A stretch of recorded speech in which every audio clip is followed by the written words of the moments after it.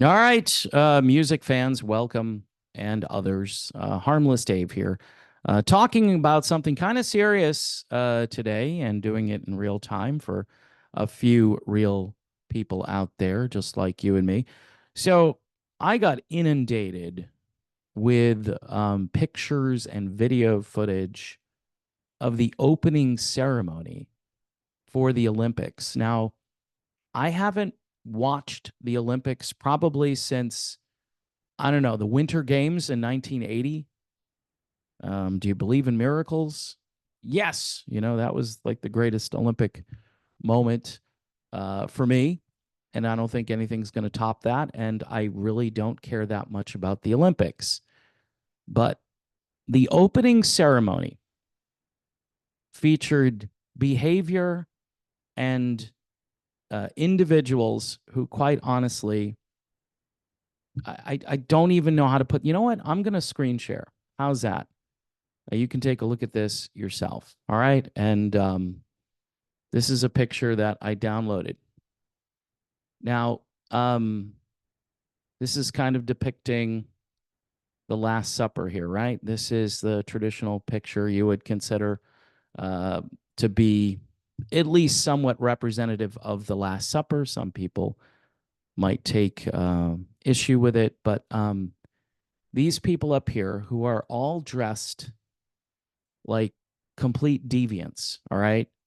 You've got dudes trying to be women, and the video of this is worse. It's absolutely worse. And in one picture, which apparently was a promotional shot or a still shot of these people kind of standing around, in one instance, you could see stuff that you're just not supposed to see, just hanging out of a dude's area, the stuff that, Tommy Lee likes to do from Motley Crue. But he's just standing there and it's just that's what's going on. And um children, I'm sure, were probably tuned in with their parents, maybe, to the beginning of this fiasco. And this, by the way, was very similar to what happened at the Grammys, except I think this might be worse, right? This might be worse because for Christians, this is the ultimate form of blasphemy and just it's just evil. It's just demonic. And these people look evil and they look demonic. Now, if that's controversial to some people, then you probably need to find a different channel to watch. If you go on X or other social media platforms, people are talking about this. This is insane. If you're still watching the Olympics after this, say you just have an interest in one sport, one activity, and you wanted to tune in for that, I get it, but I would never give a ratings point to people that are doing this stuff. This is grooming, folks. This is grooming because they know kids are going to be watching this. The Grammys, maybe kids aren't watching as much, but a certain age group is probably watching the Grammys.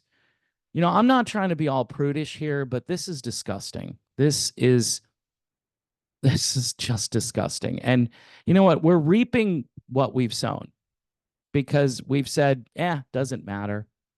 You do you and I'll do me. But the problem is that what they're doing is just creeping into your life without you knowing that's what's going to happen next. How do you know what the opening ceremony of the Olympics is going to look like?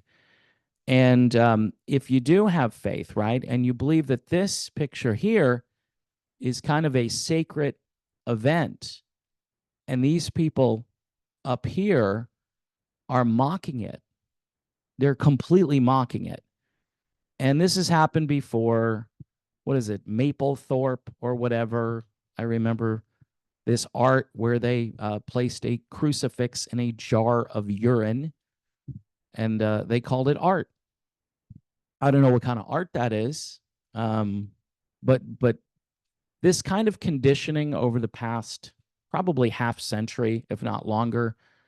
And the fact that Christianity has kind of wimped out on top of it.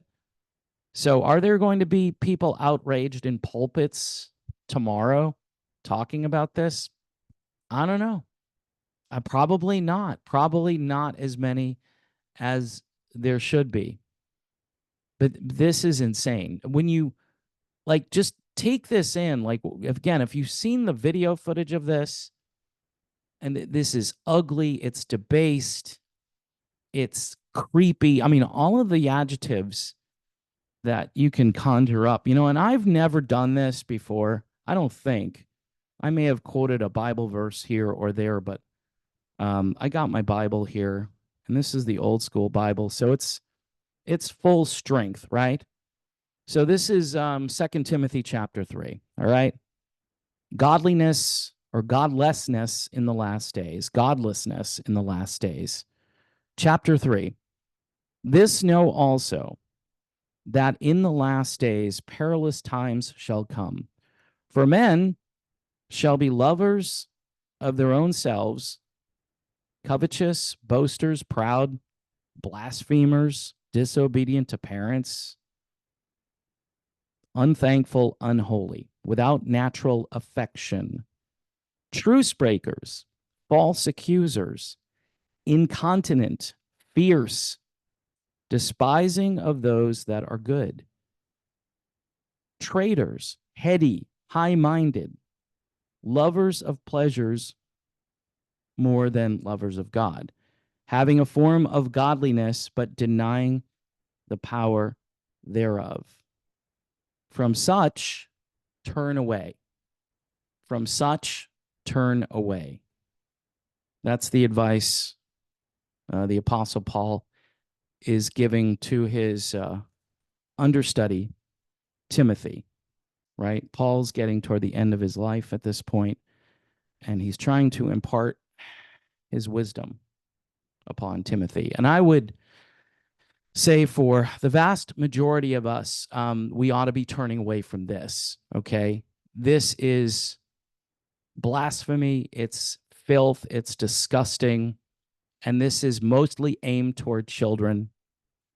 And, to integrate this a little bit into the rock and roll world, I never hear anyone really condemning this kind of stuff, because then they have to hold themselves accountable for the way they behave.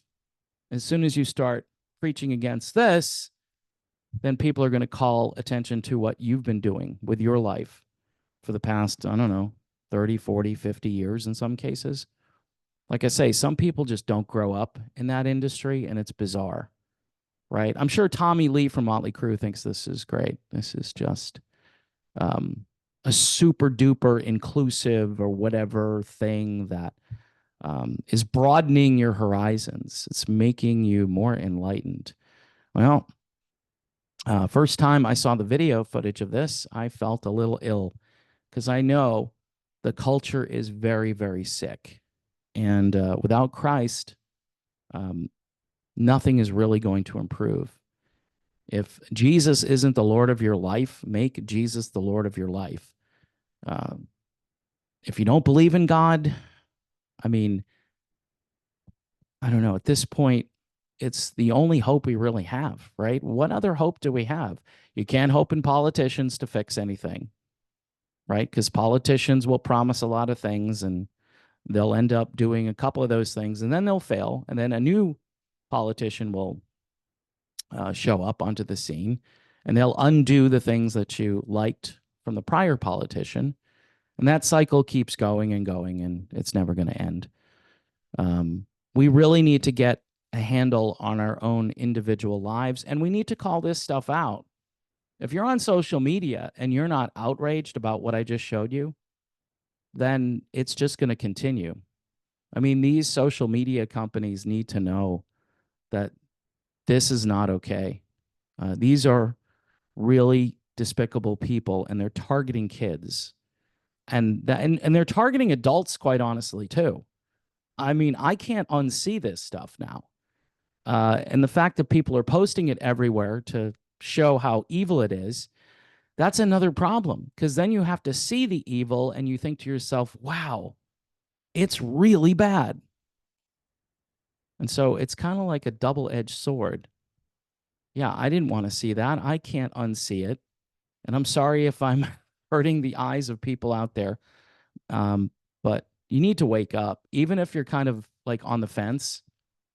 You can't be a fence sitter in 2024. You just can't do it.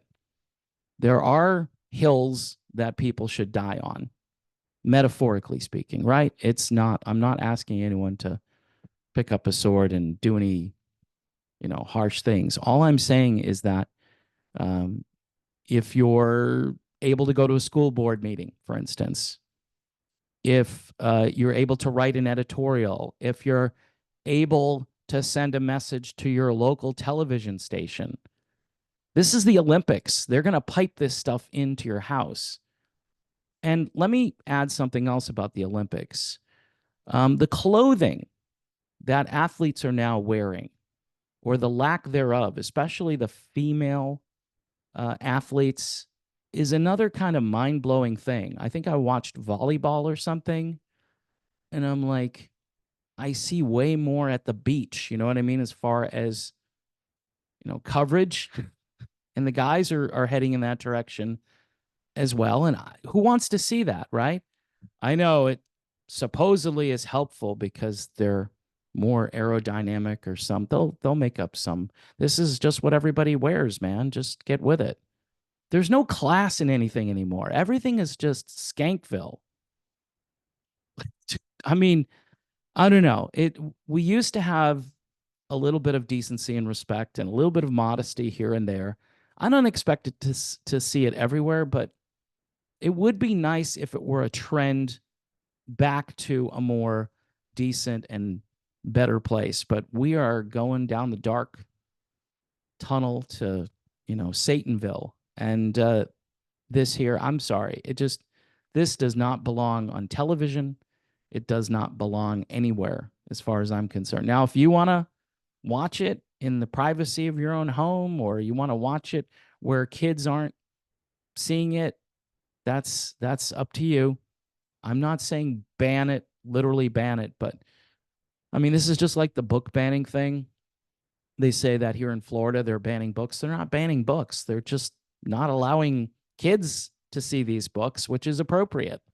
It's very appropriate. Same reason they put certain magazines behind the counter at the 7-Eleven.